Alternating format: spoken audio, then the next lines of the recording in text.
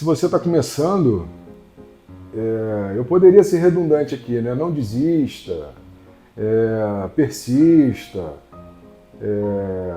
mas eu vou falar uma coisa que é fundamental para quem vem fazer o exame. Tem várias motivações, né? Várias motivações. Eu preciso ganhar um pouco mais, eu quero sair do atendimento clínico. A gente escuta de tudo, né? Na escola e conversando com as pessoas. Mas uma coisa vai fazer com que você evolua na técnica e no seu dia a dia. Eu tenho isso também com a Vivian. A Vivian me ensinou a parte de Doppler vascular, Vivian Marino. Tenho o Edson, que trabalha comigo com vascular. E todas essas outras pessoas que eu falei, Renata Castilho, enfim, todos da escola, professor de Jair. Minha esposa, que trabalha com a Marcela Gifone, que trabalha com ecocardiografia fetal, pediátrica. Ame a técnica. Estou falando de amor, admire a técnica. Retire da técnica tudo que ela pode lhe dar. Isso vai fazer com que você evolua nela. Isso vai fazer com que todo dia você consiga ter um dia diferente. Então não seja mecânico. Vou lá, vou medir, vou dar um laudo. Utilize as ferramentas, evolua, se atualize, busque técnicas avançadas, e isso vai fazer com que a sua visão modifique e a sua vida se torne uma vida de aprendizado contínuo e felicidade. Tenha pessoas que lhe ajudem a pensar dessa forma e utilize isso como combustível para o seu desenvolvimento. É isso que eu acho e é isso que me motiva e que me move. Beleza?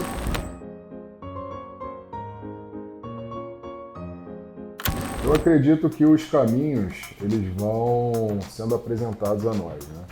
Eu comecei na ecocardiografia lá atrás, 2007, 2006. Tinha um grupo de colegas que trabalhávamos juntos e era importante ter a imagem, né? Ter o exame ecocardiográfico. Eu era a pessoa que mais me identificava ali e que queria aprender a técnica. Isso me levou, no primeiro momento, por uma questão realmente profissional, empresarial ali naquele momento. Precisava ter aquele médico dentro da equipe que se identificasse com o método e quisesse aprender, tivesse disponibilidade de tempo para aprender. Essa foi a condição inicial. A partir daí, os caminhos foram aparecendo e a gente vai evoluindo dentro do processo, né? Então, o desejo inicial realmente foi ter uma diversificação ali na equipe. Eu precisava ter essa condição. Então, isso ajudou, auxiliou. Então, a gente começou esse processo de aprendizado e isso foi crescendo, né? Foi crescendo porque dentro de um grupo você vai alimentando aquele potencial, vão surgindo as demandas e a gente vai trabalhando em cima disso no início.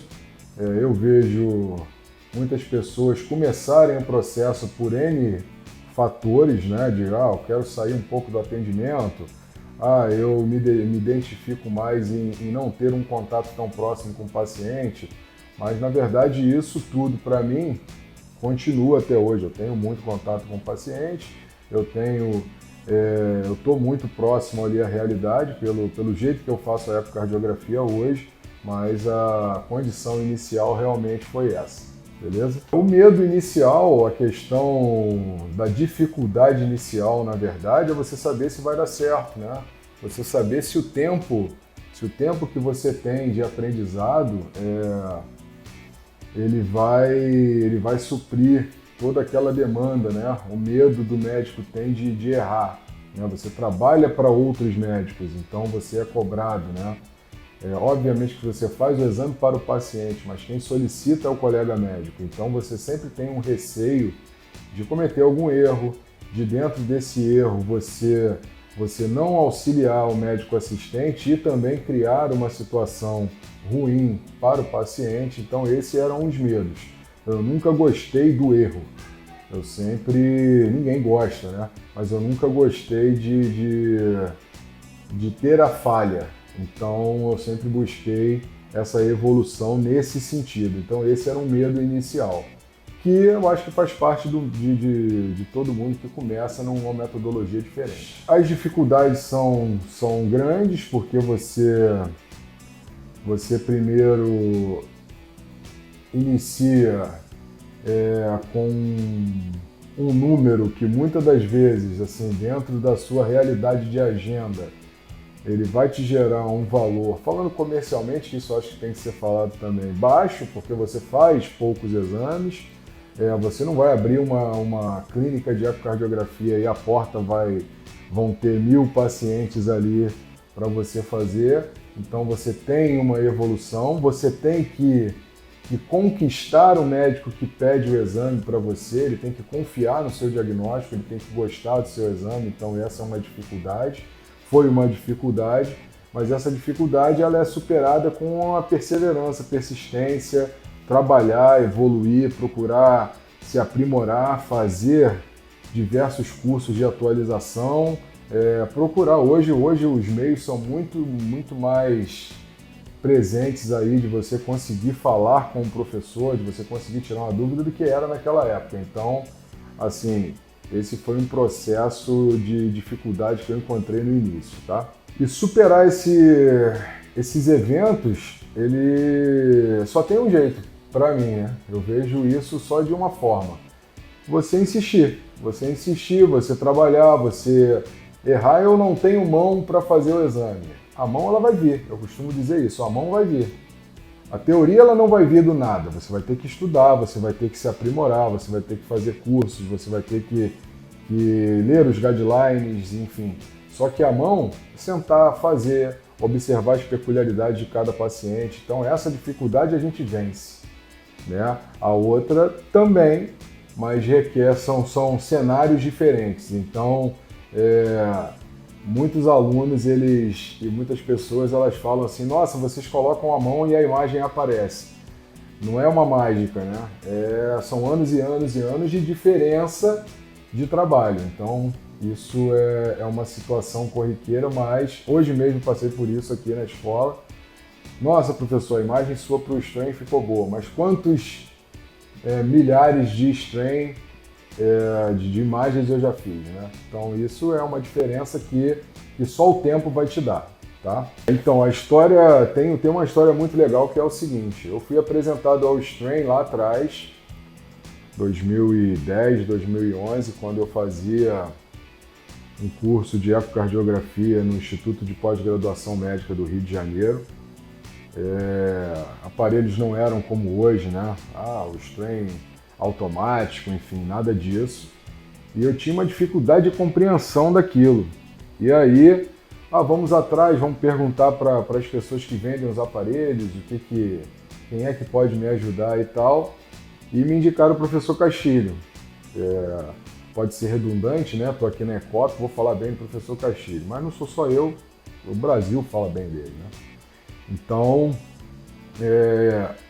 ele me deu uma dica que foi fundamental. Se você não souber a anatomia, a estrutura anatômica do miocárdio, do ventrículo esquerdo, da constituição, do posicionamento anatômico das fibras, você nunca vai entender a técnica. Então isso vale para muitas coisas, mas isso foi uma história bacana dentro da imagem e outras histórias de pacientes que, nossa, eu te conheci, vim fazer o exame, a sua explicação e o seu carinho com o trabalho da imagem mudou um pouco a minha condição de entender a doença que eu tenho, e por aí vai, né? São inúmeras histórias, mas o principal para mim dentro do aprendizado é você poder ter contato com pessoas que fazem você mudar o seu olhar. Essa é a história, né? Então, quando eu mudo o meu olhar, eu consigo desenvolver melhor o meu processo de aprendizado e consigo entender. Então, a técnica flui. Essa é a ideia para mim, tá? Atualmente, assim, eu me considero privilegiado, né? Privilegiado porque, Primeiro que eu compartilho momentos com pessoas que têm uma energia muito bacana, tanto os professores quanto os colegas que vêm à escola, enfim, e também no Brasil. Eu compartilho não só com professores da parte de ecocardiografia, mas também com pessoas da cardiologia clínica, a quem antes eu tinha um olhar muito distante de, pô, será que eu vou conseguir trabalhar com aquela pessoa? Então, eu posso citar 2 nomes aqui fundamentais, que são a Renata, né? A Renata Castro, na cardiologia clínica, assim, é minha amiga e, além de ser minha amiga, é uma pessoa que eu tenho uma admiração muito grande. E o professor Castilho, obviamente, esse é o meu momento atual, é de compartilhar pensamentos com essas pessoas, então isso é fantástico, né? Terminar o mestrado dentro da área que eu trabalho e buscar o doutorado também fazendo o que eu gosto, que é a análise de coração, agora sim em coração de atleta. Então, isso para mim é o meu momento, que eu espero que seja um momento, não que dure muito, mas que vá até o final da minha carreira, que é, assim, ser alimentado pela pesquisa científica. Então isso eu consigo fazer hoje.